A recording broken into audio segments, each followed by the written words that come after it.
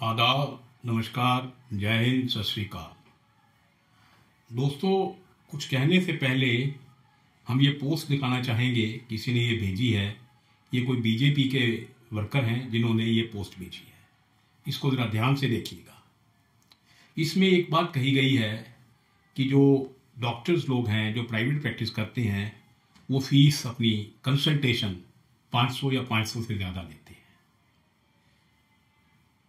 हम बात करेंगे आज इसी मुद्दे पर, इसी टॉपिक पर, इसी मौजू पर। मैं बात पंजाब की करूंगा। मैं ख़ास तौर पर बात अपने शहर पटियाला की करूंगा, जिससे मैं वाकिफ़ हूँ, जहाँ मैं 50 साल से रह रहा हूँ। और फॉर्चुनेटली मैं इस पेशे से, डॉक्टरी पेशे से ताल्लुक़ भी रखता हूँ। मैं किसी इंडिविजुअल की बात नहीं कर रहा, मैं एक जनरल बात कर रहा हूँ जो सब पर एप्लीकेबल है। हमारे शहर में भी हम खुशकिस्मत हैं कि काफ़ी सुपर स्पेशलिस्ट प्रैक्टिस कर रहे हैं घरों में अपने अपने, या मल्टी स्पेशलिटी हॉस्पिटल्स में। कोई भी जो है अपना सुपर स्पेशलिस्ट डॉक्टर, मान के चलिए कम से कम 500 रुपये कंसल्टेशन फीस लेता है। उसका हक बनता है। हक इसलिए बनता है कि सरकार ने अभी रेट कोई नहीं फिक्स किए। या तो सरकार रेट फिक्स कर दे कि ये मैक्सिमम है सारा, आप इससे ज़्यादा नहीं ले सकते, कम लो, आपकी मर्जी है। ठीक है जी। तो ये हम मान के चलते हैं, हालांकि ये मेरी इंफॉर्मेशन पूरी सही नहीं होगी, कि सुपर स्पेशलिस्ट जितने हैं हमारे वो 500 रुपये कंसल्टेशन फीस लेते हैं। चलिए 500 ही एक लाइन ड्रा कर लेते हैं, कोई बुराई नहीं सर। सुपर स्पेशलिस्ट हैं, बहुत वक्त लगाया है पढ़ाई में, MBBS की, MD की, MS की, PG की, फिर वो DM की, MCH की।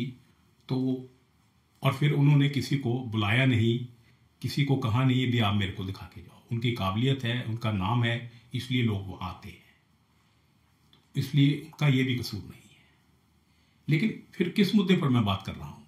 मैं इस मुद्दे पर बात कर रहा हूँ, मान लीजिए मैं एक सुपर स्पेशलिस्ट डॉक्टर किसी भी ब्रांच का, चाहे वो लिवर का हो, चाहे वो हार्ट का हो, चाहे वो शुगर का हो, दिखाने जाता हूँ तो वहाँ 500 रुपये फीस है उस डॉक्टर की।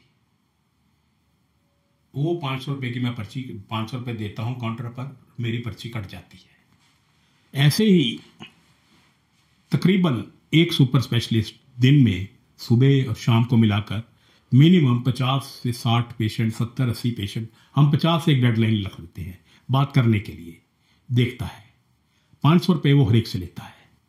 अब वो ज़माना नहीं रहा कि दोबारा दिखाने आया कोई तो उससे नहीं लिए जाएंगे, उससे भी उतने लिए जाते हैं, क्योंकि अब पैसा ही प्रधान है। अब जिंदगी में, हर एक की ज़िंदगी में एक ही चीज़ बची है, that is money, money, money, money, money, money. उसके अलावा कोई रिश्ता नहीं, कोई नाता नहीं। 500 रुपये एक पेशेंट से 50 पेशेंट, कम से कम 25,000 रुपया एक दिन का मिनिमम। हम उस बेस लाइन पर खड़े होकर बात कर रहे हैं। महीने में देख लीजिए कितना हो गया। चलो जितना हो गया उसमें से मान लीजिए उनका 1-1.5 लाख रुपया स्टाफ को देने का, बिजली का बिल, बिल्डिंग का रेंट वगैरह हो गया, या अपकीप हो गई, वो निकल गया। फिर भी एक डॉक्टर को, एक सुपर स्पेशलिस्ट को कम से कम एक महीने में 8-9 लाख रुपया बच जाता है। और भी बचता है, थोड़ा सा उसका भी बात करते चले। मैं अपने शहर की बात कर रहा हूँ। Doctor Dharmvir Gandhi, doctor Janakraj Sachdeva, doctor Ajmer Singh sahab, doctor Sachin Walia, ये 4 नाम अभी तक हमारी लिस्ट में आए हैं, जो कभी भी जिन्होंने किसी किस्म का बेनिफिट फार्मा कंपनी से या लेबॉर्ट्री से या इन्वेस्टिगेशन सेंटर से नहीं लिया। बदकिस्मती ये हुई है कि जितने नए लड़के आए हैं, मैं दावे से कह सकता हूँ वो सब ये लेते हैं, कमीशन लेते हैं। वो कमीशन मिलाकर उनका, हाँ मैं यहाँ माफ़ी भी चाहूँगा अगर 1-2 नाम मेरे लिस्ट में से रह गए हों, तो वो लोग हमें कांटेक्ट करें तो हम उनका नाम भी एडिशनल ज़रूर ले लेंगे, क्योंकि हमारी टीम हर तक पहुँचे ये पॉसिबल नहीं है। लेकिन ये 4 नाम के बारे में हमारी पुख्ता जानकारी है। ये अलग बात है सचिन ने प्रैक्टिस छोड़ दी, डॉक्टर जनकराज सचदेवा, डॉक्टर अजमेर सिंह साहब अब बूढ़े हो गए हैं, लेकिन इन्होंने कभी लिया नहीं, ये मैं दावे से कह सकता हूँ। बाकी ने लिया ना लिया वो आप समझ जाइए मेरी बात से ही। तो 2-3 लाख रुपया मिनिमम, 5-7 लाख रुपया वो भी लगा लीजिए एक सुपर स्पेशलिस्ट का, जो उसको ये कमीशन मिलता है। वो खैर वो अलग मौजू है, ये अलग जिस पे बात कर रहे हैं हम अलग है। जो हम प्रैक्टिस की जो उसके वो फीस है उसकी बात पे आई है। अब जो एक डॉक्टर 8-9 लाख रुपए महीने में कमा रहा है, वो 1 लाख रुपया स्टाफ को देता है, बिल्डिंग को देता है, रेंट को देता है, और वो शो इनकम टैक्स को कितना करता है।